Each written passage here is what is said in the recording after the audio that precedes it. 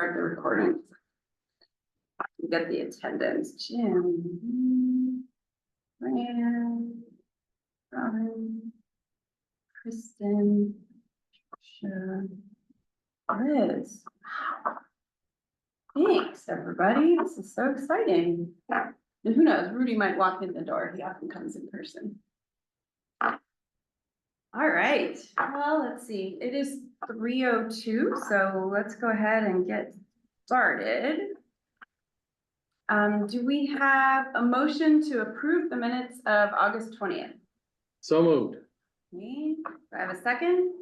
Second. Thank you, Trisha. Do we have any comments or changes? Nope.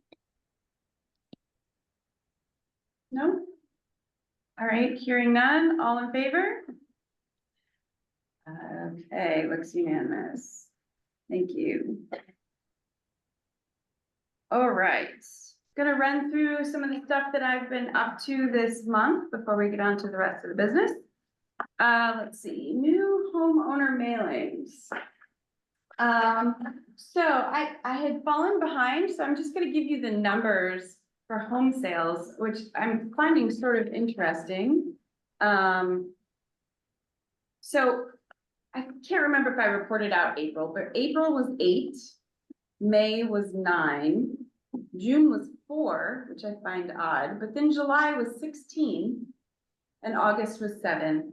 And in those numbers, I did include a couple parcels of land that don't have a house on it yet, because I do have an address for someone. So I'm gonna go ahead and send them a welcome letter. I'm assuming their intent is to build on these lots. Sometimes I'll take the time to look at the assessor's map and look and see if it's a neighbor, like if a neighbor just bought the lot next to them or something like that, but I figure sending a letter can't hurt. And so just to remind everyone, I send a letter of welcome. Rudy, my Hey, Rudy. person. Come How are on you? in. There are minutes and agendas on the table there too. Oh, okay. So we've been sending these welcome letters since I started in 2020. And the idea was just to welcome people to the community. At that time, it was sort of COVID shutdown. People weren't walking into town hall. And so the letter includes a brochure that has the services for Washington, but I also include a little card that sends people to explore and encourage them to sign up for the selectmen's email and just try to welcome them to town and connect them. And when we started this, there were 1,133 emails on the selectmen's email list. And as of last month, we have 1,615. So we have added 500 to a list of 1,600. So, you know, we've increased it by a third, or however you want to look at that. So I just wanted to remind everyone of that, because that's what we're doing when we stand at the Harvest Fest and collect people's emails, or send these letters, or the various ways we try to get the community connected to what's happening. So I would say that that's been working and has been pretty successful. All right, the newsletter went out on time before September 1. Hopefully everyone received one. And I have it, I think I received it, and I heard from quite a few people that they did. I always try to ask everybody I know to make sure that, see, Wayne, there's always a postal route that somehow gets missed. I'm not sure. I mean, I got the online, I mean, I definitely get the online version. Right. I'm not sure. Yeah. It may have gotten lost in the shuffle It too. We was- were away, so it's like, Yeah. I was, because it usually It was the arrives holiday on weekend. a holiday weekend, yeah. And it was right there, it was Memorial Day weekend, and we got it out before so that people were. Okay, maybe Possible. I was working the whole weekend, so it's entirely possible that someone else in my household may have just put it in the recycling bin before I got a chance to see it. Gotcha. It could happen. Yeah, so I always try to just keep tabs to make sure that they're all making it out there and being received. Wayne brings up a good point, though. I want to just let everybody know that, so the selectmen's email list is used by the selectman's office to send the Friday weekly email. And a once a month Thursday, what's happening with the boards and commissions. And then, it is used quarterly to send out the town newsletter, and it's really not used for anything else unless Jim's got sort of an emergency thing that he needs to share. It is a different list than the email list that Explore has, and their list is much larger. Oh, look. Lisa's here. Hello, Lisa. So glad you could join us as well. This is exciting. This is everybody. Except Tony and Dan. I moved them to emeritus, but welcome, that's exciting. All right, so anyway, I just wanted to make sure everyone was clear. People get sometimes confused about Explorer, and that email, and that monthly email versus the selectmen's, so, but if anybody ever has questions, they can just ask me and I'll get them into the right. Well, yeah, the Explore list is really a broader net. I mean, Yeah. it's going after people out. It's targeting people outside Yes, of Washington. there are to a come. lot of out of town people that get that one, but not the selectmen. Right, and the selectmen's email is really public service. Yes, Mhm. yeah, whereas the other is tourism promotion, right, exactly. And hopefully you are all receiving that. You're on that list, if it's signed up for the Explore Monthly, they do just a wonderful job. This last one, the one that went out September 1st, they had wineries in Litchfield County or Litchfield area, but they have Hopkins and Spring Hill at the top. So if somebody's trying to do a tour, and then the other one was not highlighting nonprofits, but it was all of the big events of September. So it's always something that is really compelling to make somebody visit. They always have pictures and they have a great write-up. But it's promoting either businesses or the nonprofits or both. So if you're not receiving that, you should definitely sign up for that. All right, next, Arts Council. I just wanted to let everyone know that the Arts Council had been discussing starting an oral history archive of artists here in the area in partnership with the Gun Museum. And we had our first one on August 31st. It was a conversation with Eric Forstman, who grew up on Lake Warmug and does a lot of landscape paintings of Lake Warmug, as well as other landscape paintings in the area, among other things. He's got quite a large following. And over 50 people came to the conversation, and we were able to record that and upload that. So the Arts Council is going to continue looking for local artists to do an interview with, to kind of create an archive of these artists in the area. So, and make it public so that you can visit that through the museum website as well. We're still working, they're working on their formatting, but that's one thing that the Arts Council did last month, and then they're continuing to work on the cultural district application, which I'm gonna speak a little bit more about actually next, so I'll just go right to that.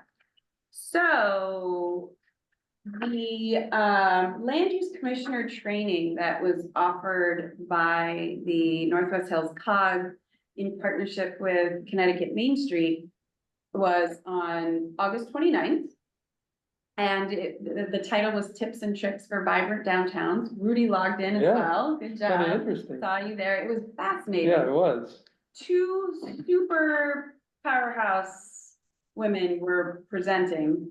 And it was Michelle McCabe, who's the executive director of CT Main Street. And I've been to a bunch of her workshops.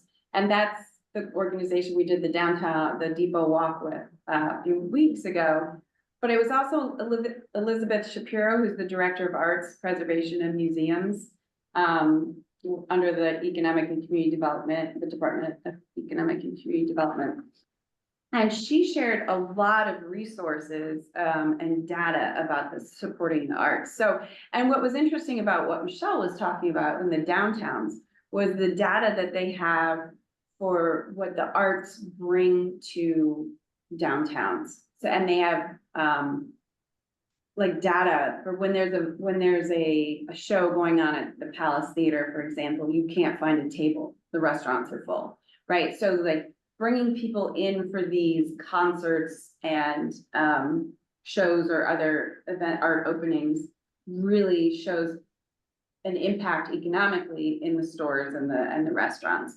And they were talking about that data. So, and they were talking about just Main Street management and streetscapes and arts and culture and how the two work together. I So, thought it was interesting, they had that economic calculator where you could plug in some budget information in all the towns and determine kind of the value, you could put a number on the value of it all. exactly. It's kind of interesting. And the website, it's the CT Arts Alliance, wait, I wrote down dataarts.smu.edu. It's a website, and I went, you can get like the arts grade for your county. They have the map of the whole United States, a bunch of PDFs about, for every dollar spent on the arts, this return to the community and dollars spent. Just a lot of really great data, which is important for arts organizations when they're writing grants and things, but it's also important for us as the EDC to really understand how important the arts are to our community. And she spoke about the cultural districts, right? And that is a state designation that you can apply for once you put your application together. And that the benefits are, there are quite a few benefits. One is allowing you to apply for some state grants. It opens up that, but it also puts you on their marketing of their cultural districts. So it's just another way to sort of celebrate and promote and share what's already happening in your community. So Might not be a bad idea because, well, you're preaching to the choir here, obviously, but arts grants might be one of the few grants a town like ours could actually get Yeah, realistically, That's because it's, let's be honest, it's hard for a town like ours to even get our pro rata share of the grants Right, that are I know, out there. 'cause we're And because we're a well-off fortunate, community, we're yeah, all- and so it's, true. and I get it, especially when it comes to issues like housing and whatever, it's like. It's just gonna be so hard for us to get any of that kind of money or, you already know sidewalks, how difficult, but arts. Maybe. There are a lot of communities and let's be honest, there are a lot of communities that aren't competing for arts grants. Every town's competing for sidewalks, every town's competing for True. housing, True. so it. Might be, Yeah, so the Arts Council has started work on the application. We've met with the Northwest Arts Council Director, Steph Bursch, came to one of our meetings. Mhm. We've kind of stalled on that. We keep working on other events, imminent events. But right now, there are only about 8 declared cultural districts in the state. 8 or 9, with every few months, more coming online. But it's relatively new, so we would be kind of on the forefront, we wouldn't be the last ones in. Well. So, but they would help us, I think, based on what they were saying, that they would help promote us as that type of area. yes, And don't we have a huge percentage of artists per area? yes, That I think would make a big difference yes, as well. not only in terms of number of organizations, but in number of people People, employed. in the Right. arts. It's like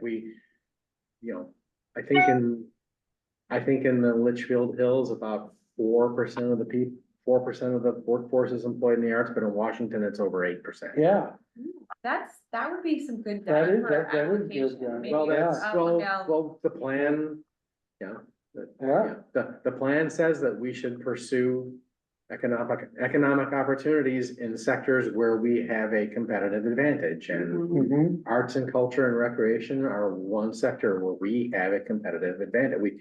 We traditionally have. Yeah. It's like that, education is obviously another one where we have a competitive advantage, there are actually several where we do. That reminds me, one of the things, I didn't bring down the print, all the data that I had shared with the Arts Council, but for statewide, arts and culture has a higher value or? Yeah, Yeah. production, it's Value like added. GDP, yeah, Yeah. whatever, than construction. There's Yes. more dollars generated through arts and culture than construction. I was like, wow. Huh, Oh, yeah. And transportation, it was ahead of those two, which, Oh, yeah. you know, we would think were pretty big, so. I think one of my favorite stats, you know, Broadway has a larger impact on the economic activity in New York Mhm. City than all of the sports teams combined. that's really, Yes. interesting, that's very Yeah. That is interesting. interesting. Yeah. Add up the economic impact of the Yankees, the Giants, the Jets, the Mets, all of them, the Rangers. Liberty, every sports team in New York, Broadway blows them away in terms of economic activity, like Huh, over twice the economic impact, That's remarkable. just Broadway. Wow. just Broadway, that's, Yeah, that that's, is yeah, amazing. that's just one segment of the arts. and Yeah. I mean, I'm not talking about Lincoln Center or the ballet, Mm, just Broadway. Wow. That's amazing. So I I'll didn't know share, I don't wanna spend too much time on it, but I'll share just with one challenge that the Arts Council's been wrestling with. Is that part of the definition of the district, you have to actually outline the district and you have to label everything in it. So we've created the map, we're working on that, and it has to be walkable.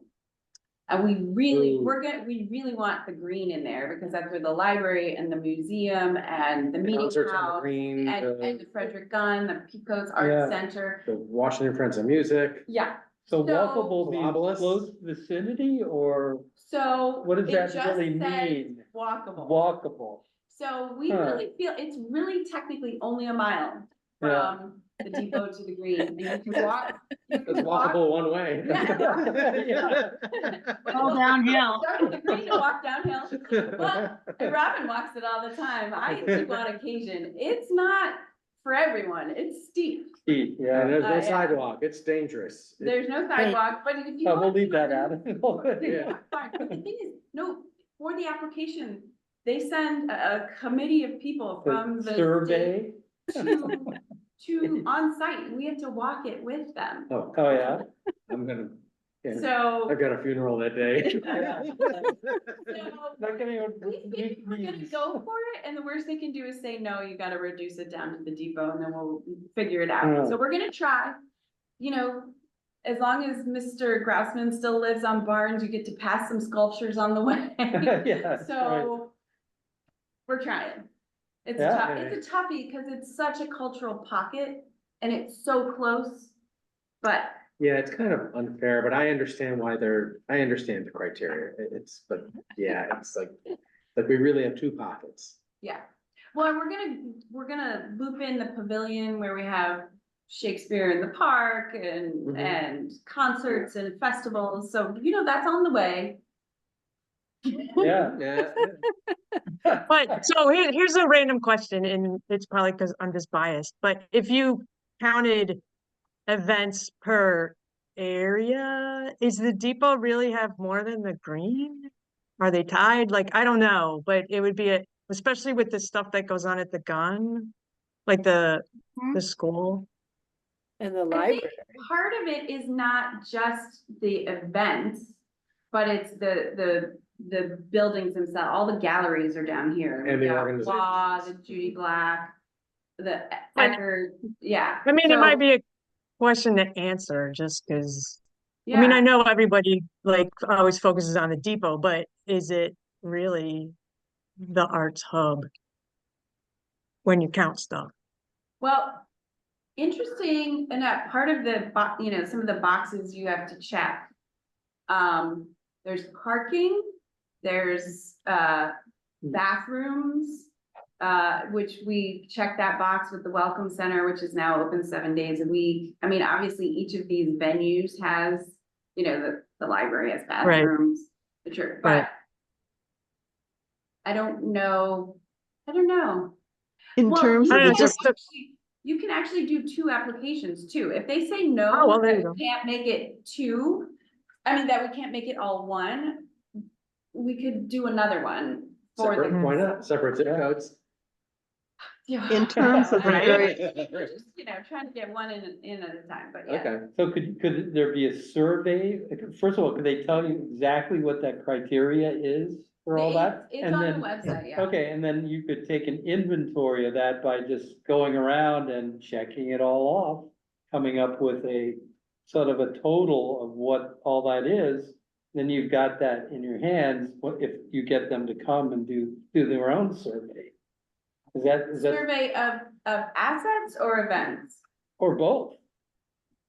Is that something that would be useful if you wanted to apply? Well, it is part of the application. We Yeah. have to actually map out all of the cultural assets, and then there's like a additions to any restaurants or things as well that complement the assets. I Hmm. haven't gotten farther than that on the application truthfully, and it's been I haven't worked on it in a month or two, so I don't know, I'll have to look at it.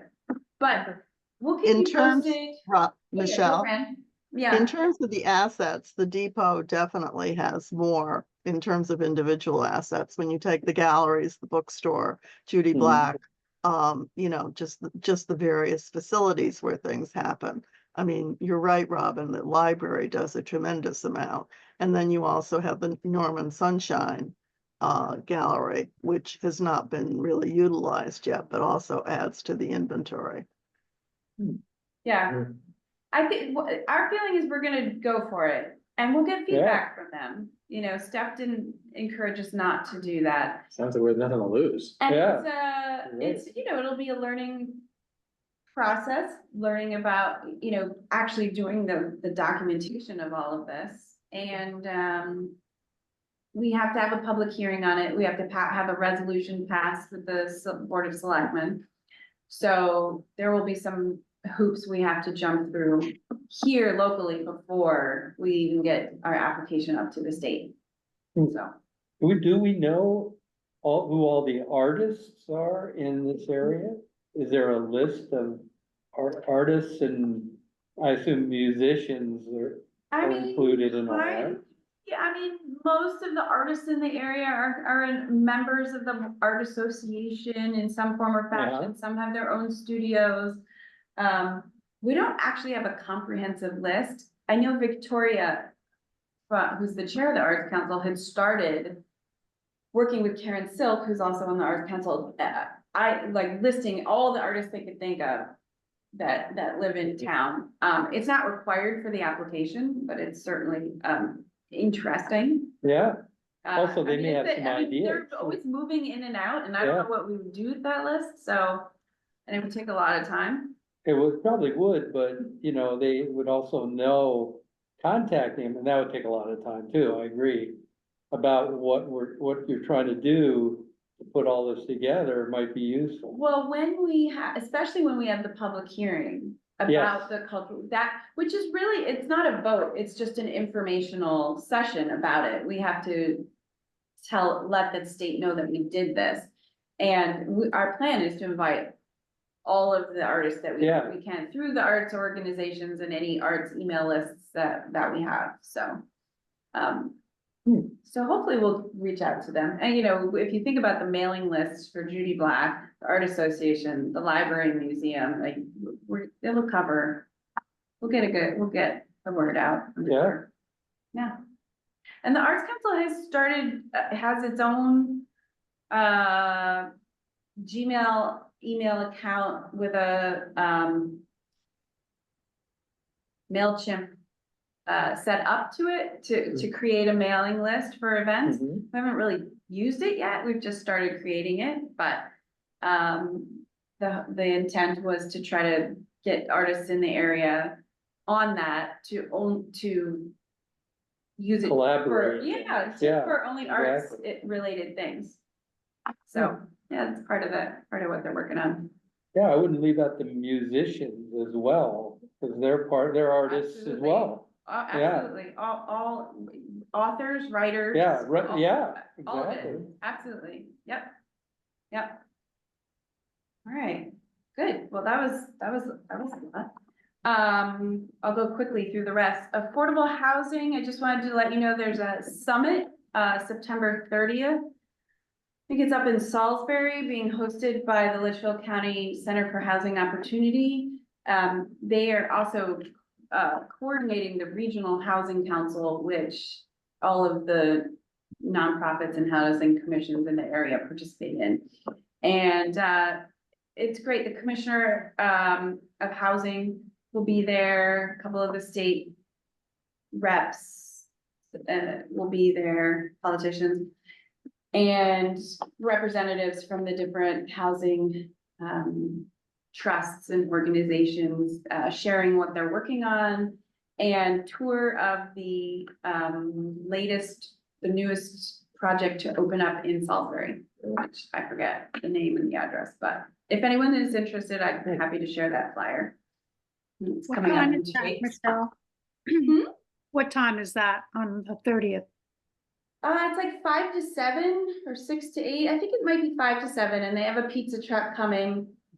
I will send the flyer. Let me make a note to send a flyer to everybody, about that. I've gone the last 2 years. It's always interesting. They do a nice job. It's always good to hear from the commissioner. So send flyer. Okay. All right, all the other thing is, the housing commission is continuing to work with the trust, over the 30 acres that was donated. I just heard through email that I think the lines have been officially approved through zoning. The health department signed off on the division, the lot, whatever it was that needed to happen. Huh, the way the lots are Well, separated, it was a very large parcel that was divided to, and I think parts Oh, going so they to took Steep Rock. they took a first cut, is what you're I saying? think so.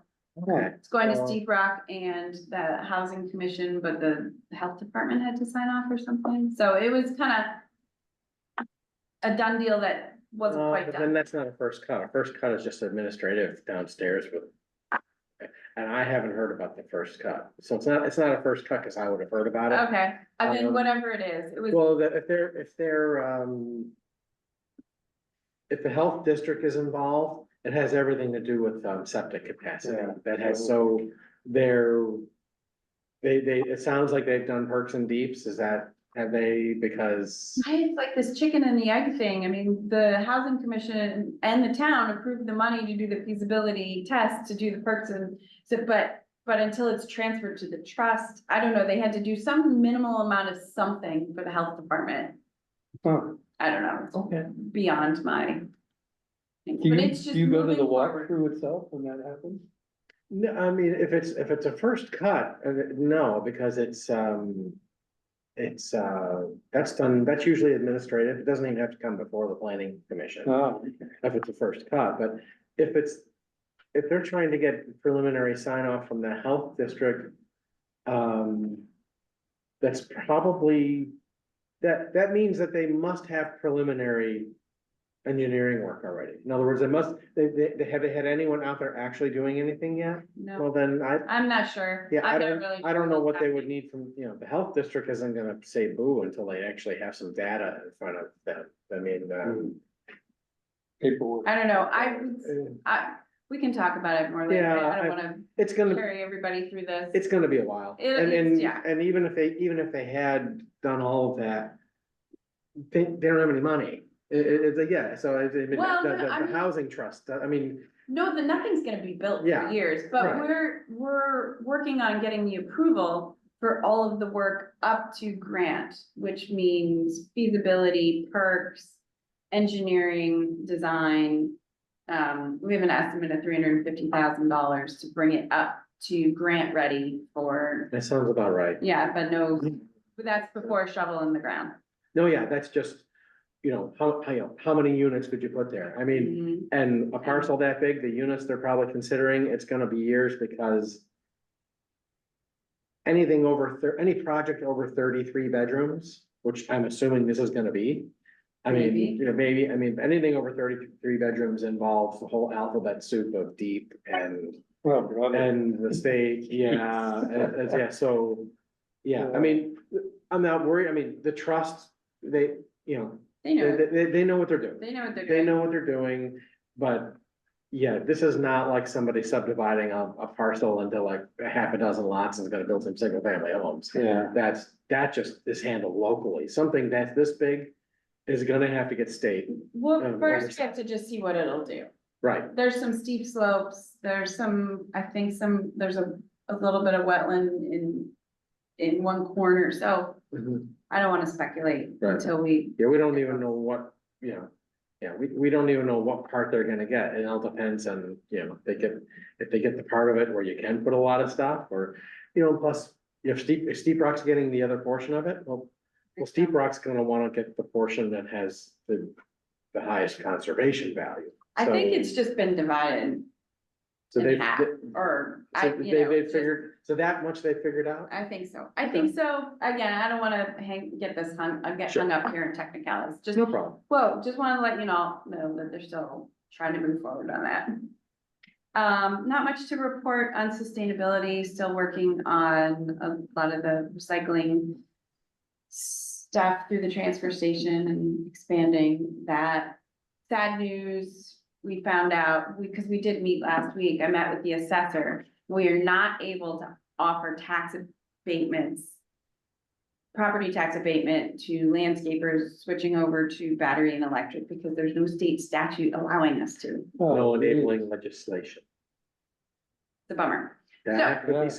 be something, well, So we're there's gonna be a new session in January. Yes, We could get Maria Horn to submit it. I mean, I can't imagine that that's something that would be horribly unpopular. I can't- No, I don't I would think so it'd be really either. popular. So, yeah, so Yeah. that's what Corey, the assessor, said, to talk to the legislators, try to Get add it Maria to the Noise. language, so. Yeah. Noise and fumes. Well, just, you know, Maria's now, I think she's gonna assume a leadership position there. Have her, Isn't she head of appropriation I don't know, or? but have her attach it to some must-pass bill. You know, that's, you know, and and like a lot of that stuff, it gets passed on the last night of the session at 2 AM and they don't even know what they're voting on. We're laughing, I but don't that's, promote that. I know that's happened, but it's a good idea and it should. I know your pass on its tactics, Lynn. merit anyway, so. well, I'll take it passing any way we can get it passed. Okay, moving on real quick.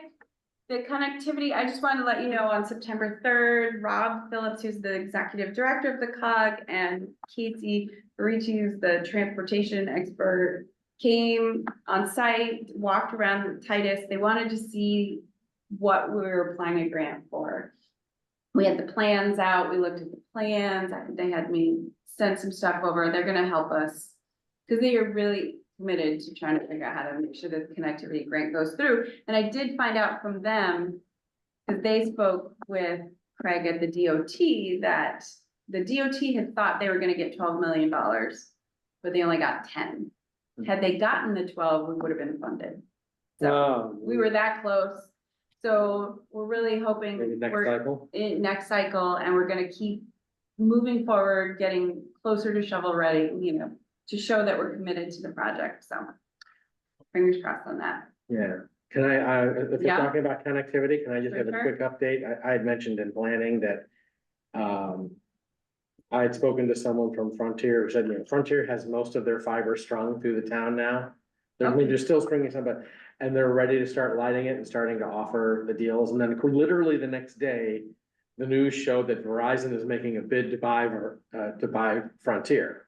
Buy it for like $20 billion, which is like, Jeez. which is, Huh. which I can't believe, well. Oh. Which is unbelievable, because they're gonna, you know, part of the deal is that it's really 30 billion, because they're gonna have to assume 10 billion of Frontier's debt. But notwithstanding, I was like, oh God, what does that mean? Well, I reached out to the woman I had spoken with previously at Frontier, and she said, as far as they're concerned, it's not affecting their Frontier is operating as if that isn't even a news story. So, Okay, so on the ground, Frontier is acting as if they're still running things the way they're always running things, so you should be looking for little postcards in the mail or whatever pretty soon. With Frontier saying, you know, if you're lucky enough to be one of the streets that has the fiber on it, I am. Oh, that's good. They're gonna start, all right. you know, trying to get people to switch from Spectrum. So Okay. we had talked about that, and actually, we need to talk about this because we got the ARPA money to do a feasibility study. We were talking about how to bring it fiber to those who didn't get it, but we have to first figure out how to figure out who didn't get it.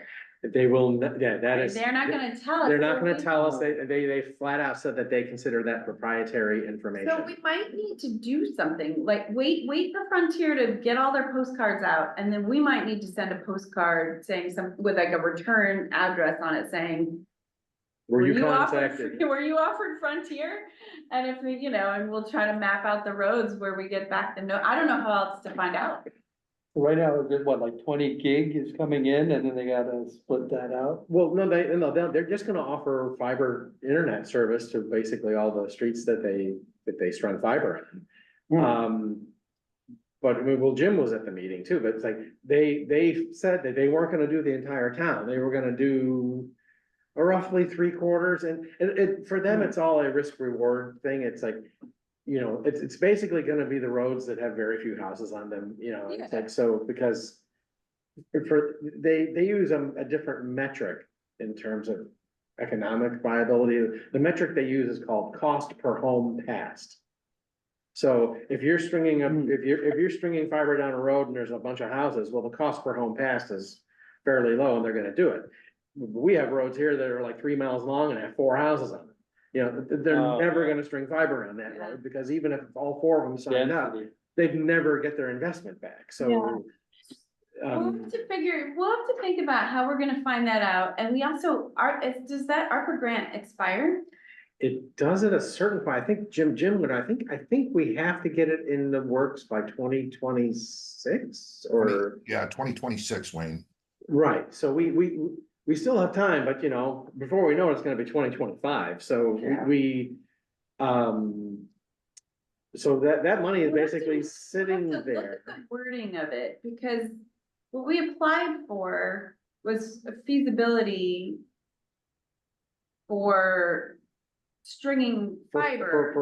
For fiber to Like the a home. feasibility study, so I Right, well, wonder. this would technically still be a feasibility study, but it would be for unserved Right, portions So, of the but I'm town. just wondering if like that postcard would be part of the feasibility study, or we would need to find a way to finance that. Well, we Someone could, else's.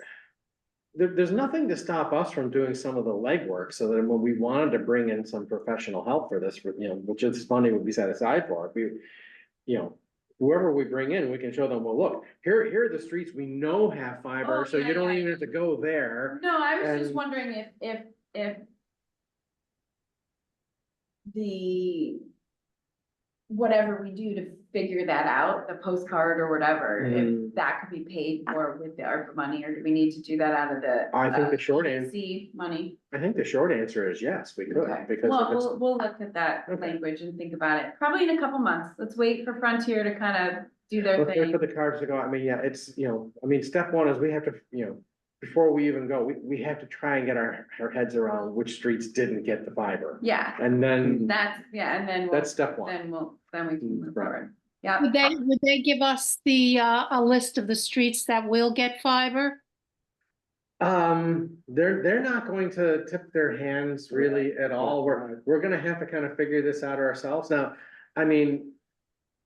I technically know what a line that has fiber on it looks like.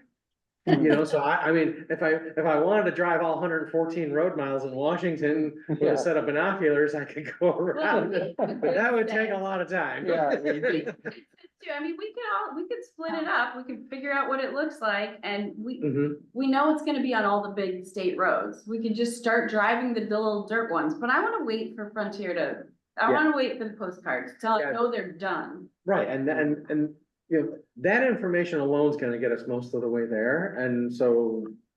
There's no need inspecting roads that we don't have to inspect. Right.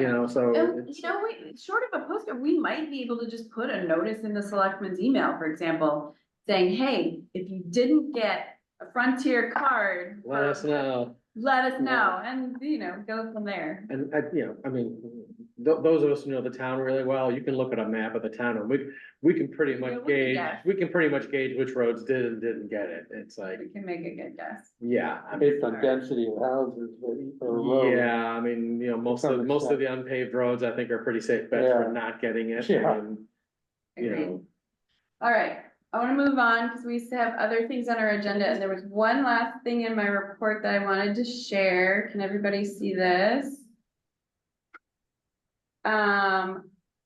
So last week, 2 weeks ago, I was asked by Connecticut Channel 12 to set up, they wanted to do a Gilmore Girls clip.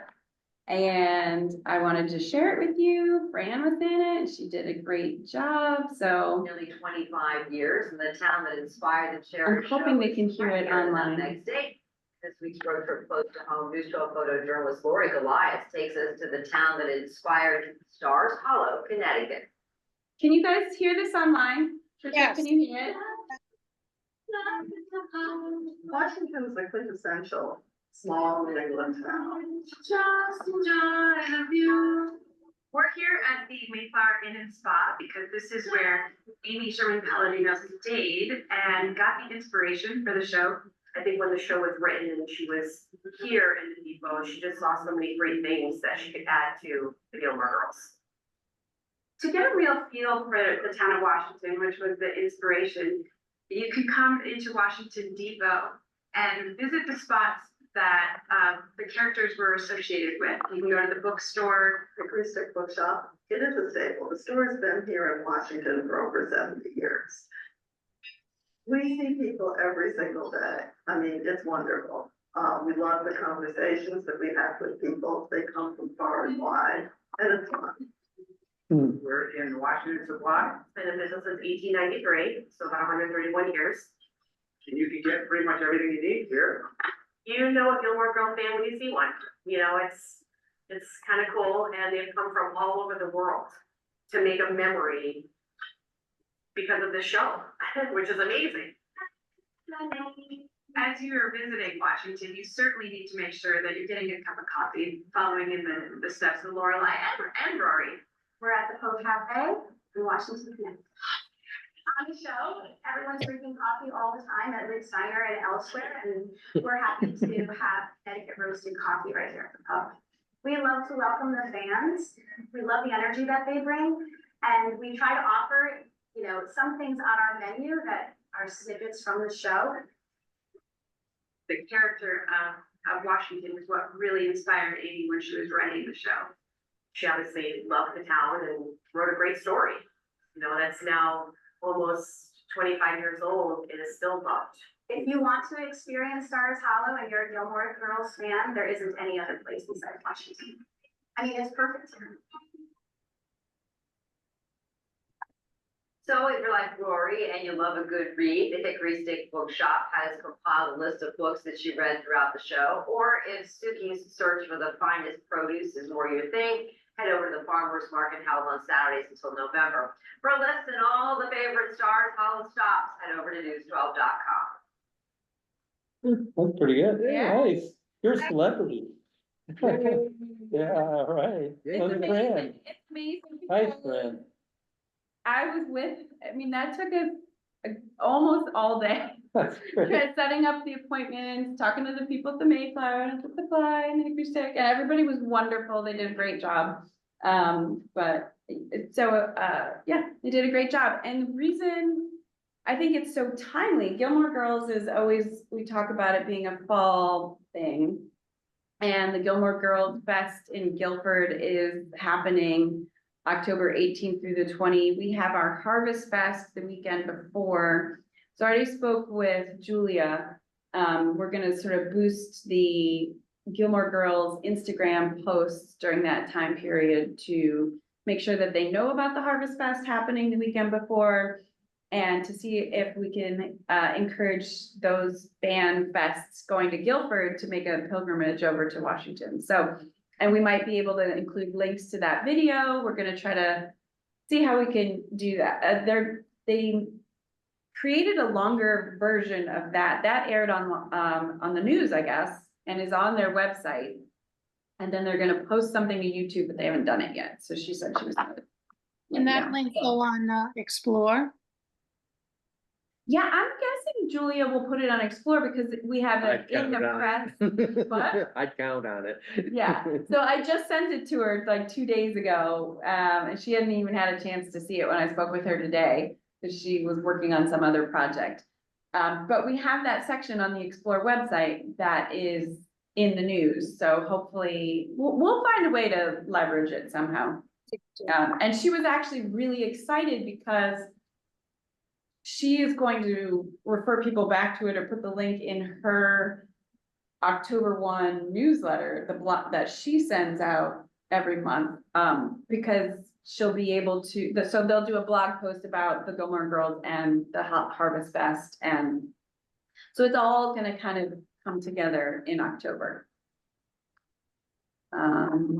Which kind of leads into something I wanted to update it on our next item on the agenda, old business, depot parking. When we were talking about that last month, we were talking about adding the parking to the map that's in the guidebooks, the 2 municipal lots here in the depot and actually the Nick Platt lot up in New Preston. And so I spoke with Julia and they're gonna add the parking signs onto the map, which will go onto the digital map. And we're gonna make up some little Ps to put on the maps that are in the Welcome Center. But we were also talking about the fact that we're running out of the guidebooks, but we don't have enough people on board or the money to print yet.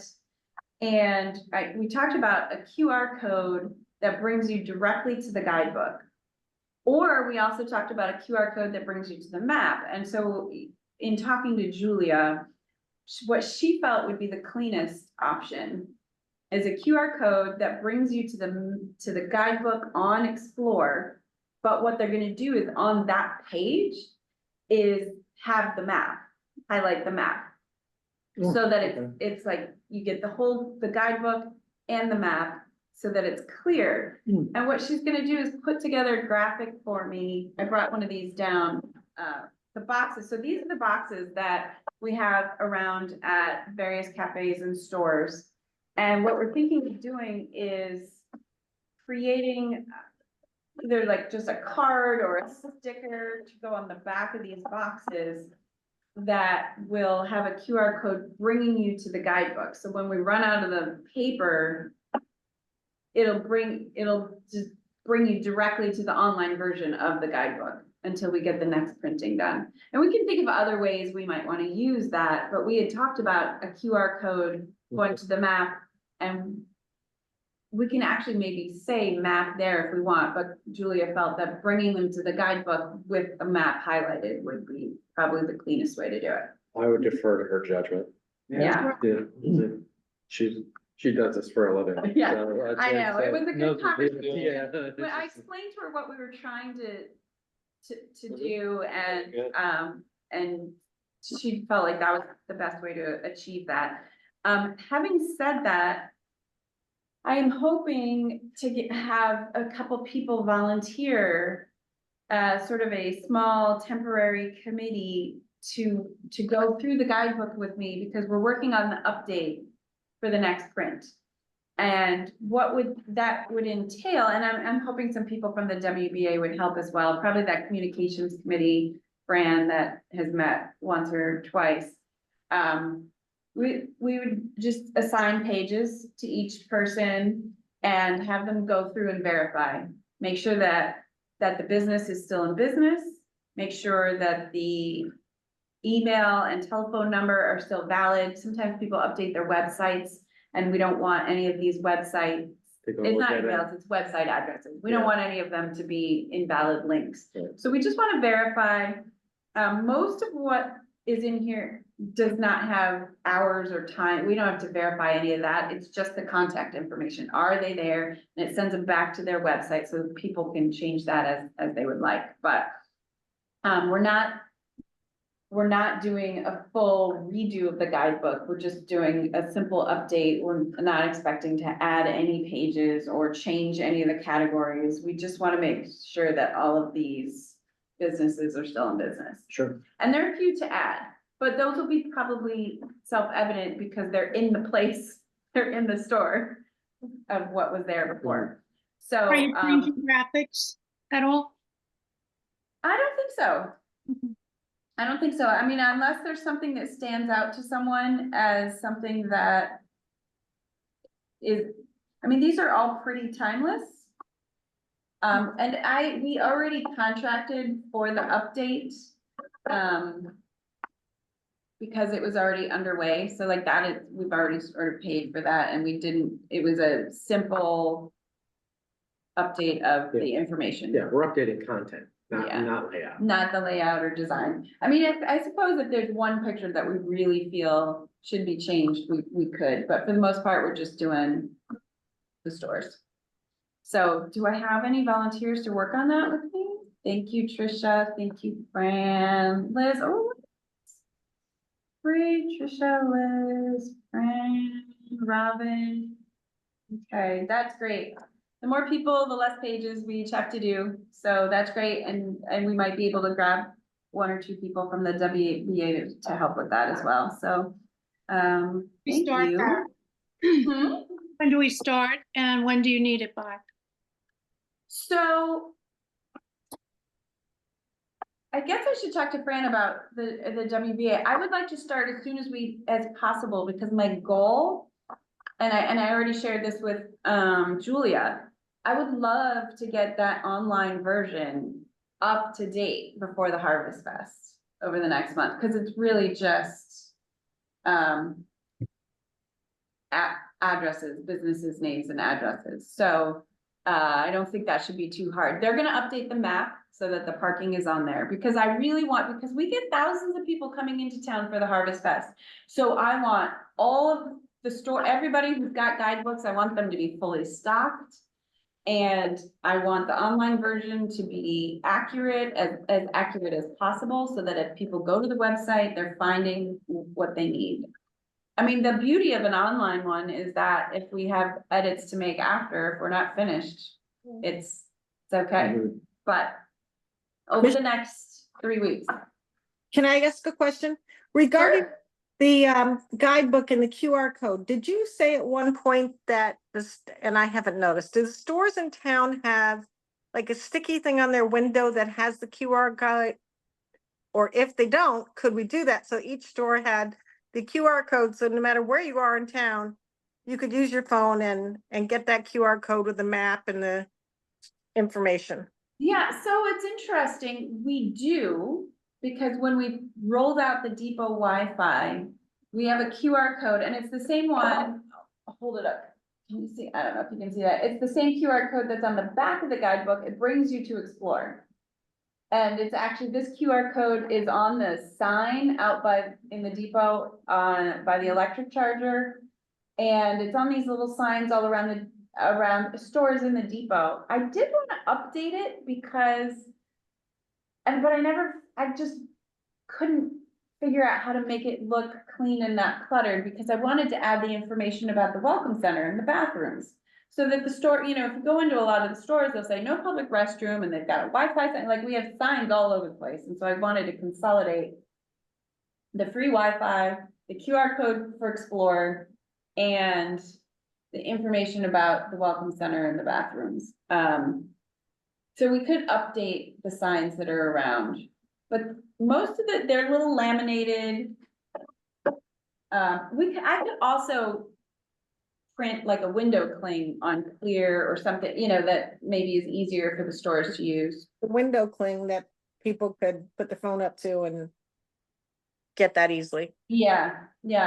So next time any of you are in the depot and walking around, look at I know that it's up in the market and at Liz's and probably at Hickory. I've stopped seeing them. I know they have one at Judy Black, but it should be in the window. They're about this big and it's just got the QR Do code. we have any New Preston? Yeah, that's what I was gonna. Well, no, because this was all about the free Wi-Fi.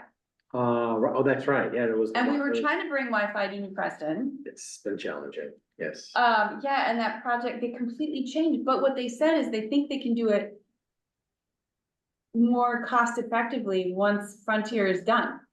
Right, Yes. because they were gonna be buying in on, not a CEN line, but the back something, I don't, Crown Castle, yes, Yeah. yes, and it was, yeah, not an cost advance effective, yeah. doing it. Right, And we had a couple of on-site visits with the technician in Don Hill Antiques. We had a place to put the box and then the thing up top, we were gonna run wire outside the building, and then they left. So we gotta start over. So they told me to wait until we see what's up with Frontier. So No, that yeah, project 'cause- was put on hold. yeah, well, I'm sure Frontier is fibering those streets, I guarantee you they are, so. The good news though is that it's a much smaller geographic footprint than the depot, so. Yeah, that- all we were thinking is that we would need to get it, so the Don Hill Antique Store, which I forget now, it's Alish. Whatever, yeah, something, the one the at the new- corner there, yeah. Yep, Yeah. it's right on the corner, and when we went up into the upstairs window, it looks like if there were a thing beaming down the road, they can almost have a clear sight line to Plain Goods. Well, okay, right, So- line of sight's everything, so. So it would get pretty far. So, actually, I'll make a note to check in on the New Preston Wi-Fi, see where that project is. But anyway, that was the impetus behind the signs. Right, Yeah. Because the QR code doesn't do you any good if you don't have service. Yeah, that's a good point. Right? Alright, Uh, alright, I didn't have anything else to, talk about the parking in the depot. I mean, the signs seem to be working pretty well. my very unscientific anecdotal observations, in the past few weekends, I've actually witnessed people slowing down and looking at the sign and going, oh, and then, so perhaps we are on the way to changing behavior. Possibly. I imagine it's going to be a process, but at least now they're seeing the signs. So that's step one. Yep, Compliance, that's human nature, but before they didn't even have a clue. And right, so now they have a clue and, that should, that should help. It's certainly not gonna make it worse. Right. So, and I was able to go out and move the parking sign that's in the boulevard here at the end of the plaza down Yeah, below the yeah. tree, the leaf line. I was able to do that with help from the guys at the supply, so much thanks to them. And I was speaking with Lauren, who's the general manager for the Smithy and the cafe up there, and we were talking about the parking up at Nip Platte, which is, it's only 0.2 miles. It is a 3 to 4 minute walk on a sidewalk, so it's not that bad, but there's nothing indicating that it's up there. And she said that she had made some flyers, like when they're on those busy summer weekends, to send people up there, but I was thinking of ordering one of the blue parking signs with an arrow to put somewhere on Church Street. There's gotta be a stop sign or a yield sign where I can add a sign to send people up the hill, but I haven't gone over there to look to see. I think. Like really- right on the corner by J Sites, between J Sites and Plain Goods. Yeah, most people though, they blow right, they don't even know there's a road there, they just kind of blow right by it. You might. If you're going slow looking for parking though, you might, Might. I don't know, it's something to think about. I think you may have to really think about the corner where DK Schulman is. And then send them up there and then another left on And the then church and then. Yeah, go that's that true, way. that's true. Because. Get them to take the left and then. Take a go left and the another. left and yeah, and turn left again at the women's club. And then they can't miss, No, it just Parking. tees out, it's right Right. at the end of the parking, so, yeah, I mean, I don't know, I mean. Just considering human nature, I think most people would. Not even realize that there's actually a street between J Sites and the other store that you You're could right. actually weave through, it's like. alright. Well, so I'm gonna take a look at that because they have parking issues as well over there, so I'll go over and look about getting some parking signs for them. Alright, let's keep moving on, we're already at 4 o'clock. Harvest Fest, Sunday, October 13th, 12 to 5. We are gonna share a table with the Arts Council. Arts Council's all excited. They are decorating. the tent, bringing treats, so they are good, so we just need, and they've also volunteered for shifts to work, so nobody should ever be alone. But, if anyone is willing to come for part of that day, that would be great from the EDC, because they're gonna be collecting their own. You know, we're collecting emails. We're kind of doing the same thing, but it'd be nice to have somebody from the EDC there the whole time as well, and I will be there the whole time. So you don't have to let me know now, we have a month. I don't think we meet though before the Harvest Fest, so I'll send an email, but just put it on your calendar. Sunday, October 13, noon to 5. Rain or shine. Rain or shine, so I'm gonna set up a tent. Hopefully shine. I know, hopefully shine, man, when the weather is nice, people come in droves, and Yeah. then when it's not, it just kind of falls, yeah, but the bands are booked and the train is coming, and I don't know, do you have any other information about the Harvest Fest you want to share, Fran? Well, Lisa's here, so. Oh, Lisa, that's right. Is she, Lisa, do you have anything? I'm here, but no, nothing new. I don't think there's anything Okay. really new to share at this point. It's like, I think there's 50 vendors signed up so far, which is Wow. a lot. Yeah. And they're still, working out the logistics with food and the mobile pub and everything else. So, that's all I have really. I emailed Liz, I was gonna stop in and talk to her, either after this meeting or tomorrow. But I did get the email about the health department. And I asked Liz, is that only for vendors that are selling food? Yes, if you're not selling food or drink, the health. Well, but the what health- if you're handing it out? No, they, Sorry, Jim, yeah, I was saying Jim knows because we've talked about this numerous times. Go ahead, Jim.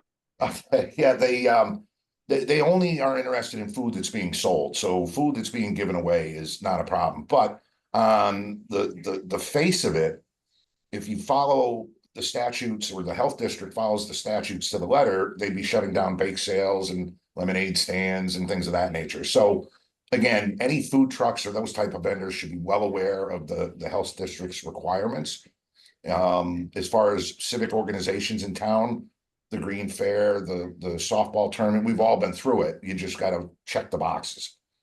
Yeah, okay, I just wanted to make sure because Arts Council is gonna be handing out drinks, and I know the Housing Commission has also signed up for a table, they usually hand out cookies, I just wanna make sure we didn't Yeah. have to. If you're not selling, We're not the taking- general rule is if you're not selling, you're okay. Okay, great, that is really, that's, phew. Yeah, that's like when the church does potlucks, whatever, we don't have to bother, like, the church has to deal obviously with the Green Fair, Yes. the harvest Because you're dinner, selling. or, yeah, whenever you're charging admission or selling, then you've Got gotta it. go through the health district.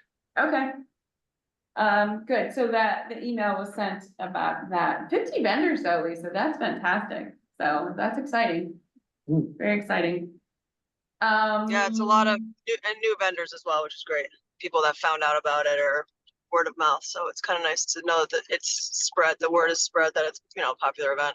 So. Yeah, you know what I'm gonna do before then is make up some more parking signs.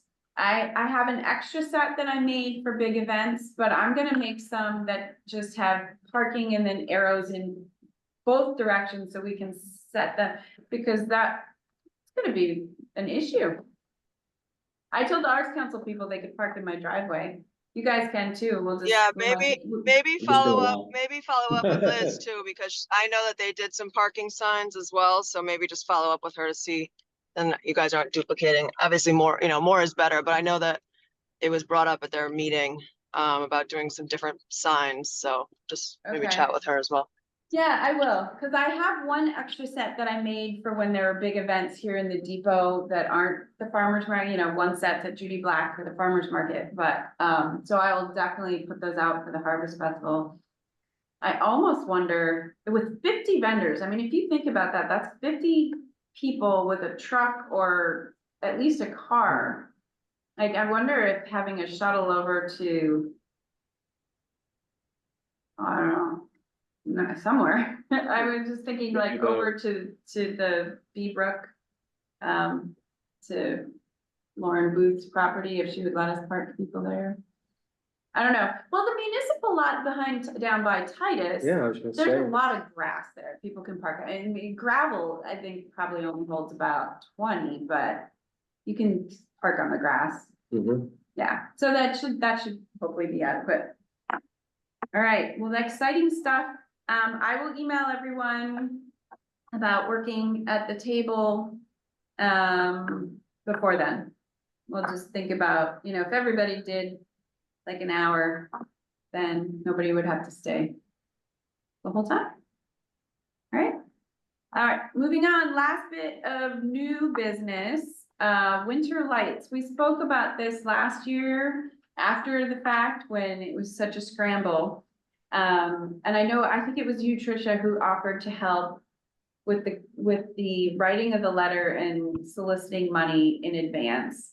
So I want to go ahead and get that started now. I'm working on getting a meeting together with the electrician and the arborist and Lisa, because I need to get the lights order in now. I believe the intent is not to add any trees, but to just relight what we had last year. But I think we can do a better job of reaching out to fund that. I had sort of the list that I had used, I emailed the letter, I did a few follow-ups, but I'm sure there are people I'm missing. Yeah, and now that the lights have expanded beyond the depot and we're down in New Preston and Marbledale and The green? the green, I think it would be, you know, we can broaden the ask to those that are in the areas, so. Would anybody else like to help work on that project with me? Tricia, are you still on board with helping with that letter? Yeah, awesome. Yeah. Thank you so much. Fran, you too? Okay, thank you. I think, the only thing I want to happen before we get that, working on that letter is to just meet with the team that's gonna figure out the plan. So that I kind of know what we need to, how much we need to raise. You know, so we do have $5,000 in the town budget, for the winter lights, which is wonderful because that'll allow me to place the lights order now and know that that money is in the bank. But I need to get the estimate together for the trees, lighting each tree. We gotta figure out roughly what we need to order, so. We'll probably start that in about 2 weeks, I'm thinking. Any other thoughts or questions on that? Do we have a letter from last year you could send me so I could take a look at it? Yes, I can send you the letter that I wrote for the last 3 years. So you can see how it's morphed. I have a folder. And if any of you come to my office, I save everything. So I've got like all my notes and the maps and the emails that people sent with notes written all over it. So I have all the letters. But I can just send you the letters. You don't need all that other stuff. Yes, I will do that. Thank you. Yep. All right, no other questions. So we have report of the WBA and the selectmen, not on the agenda. Anything else to share? No. Fran, Lisa, Jim? Just a quick update on the ambulance building. That's been moving along. We selected a construction company. We now meet weekly with them, the architects and the engineers, and they're hoping to break ground in the next 10 days to 2 weeks. Oh, great. And All that'll right, be, that's that'll exciting. be, yeah, that'll be a 1 year, roughly a 1 year build, to complete, but, so that's moving along. I think that's about it. Okay. Any other stuff? I know WBA is all geared up for the Harvest Fest. Is there anything else? The only thing I would. like Nothing to say- else at the moment, really. Okay. I'm hoping that we can get our little group, I forget what it was marketing or communications or something together. I have been reaching out to the people who ordered the guidebooks last time and having a real hard time getting them to sort of nail down whether they need to reorder or not. You know, at least the last two that I've spoken with several times, Mayflower has had a change in staff. They're like, oh, I don't know. I'll have to go see where they store them. I'm pretty sure we're out of them. And one of the realtors' offices was, oh, I need to go look in the basement. You know, ask me again later. And then I asked and they're like, oh, I forgot. Let me go look in the. So I think summer was really busy and I'm gonna reach out to the schools now that they're back and the realtors and see if I can get that nailed down, see if they're ready to reorder or not. Because I know the WBA is almost, I have one box left in my office. And I think that might be the last, and then the EDC, we bought some that I use for the town hall and the welcome center. And I've got a couple stacks left. Are there any other boxes that you, yeah?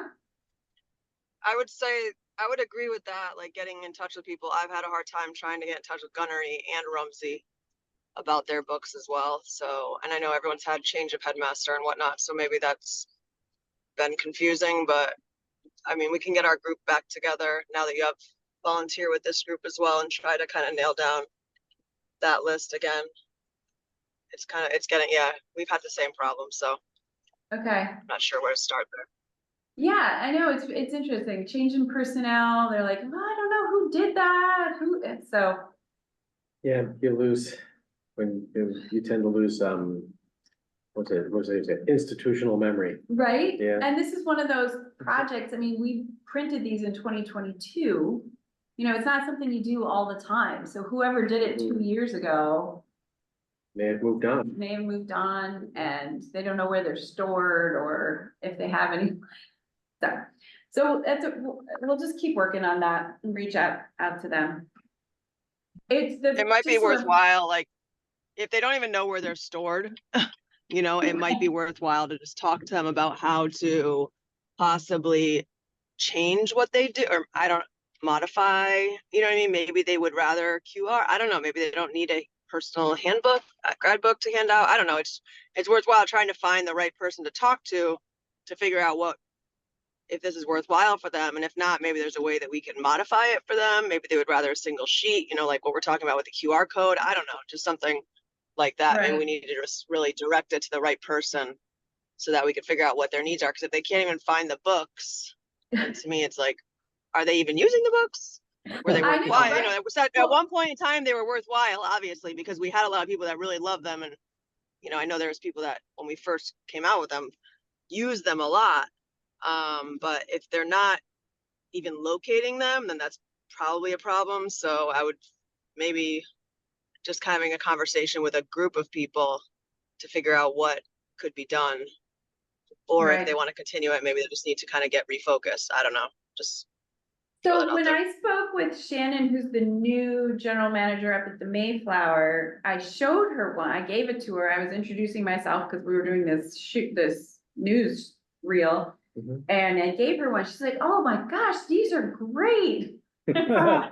You know, we should have them for the guests. I'm like, yes, and you did order some, and I don't know where. She's like, well, I'm guessing we must be out because I haven't seen this. So I think they would be interested.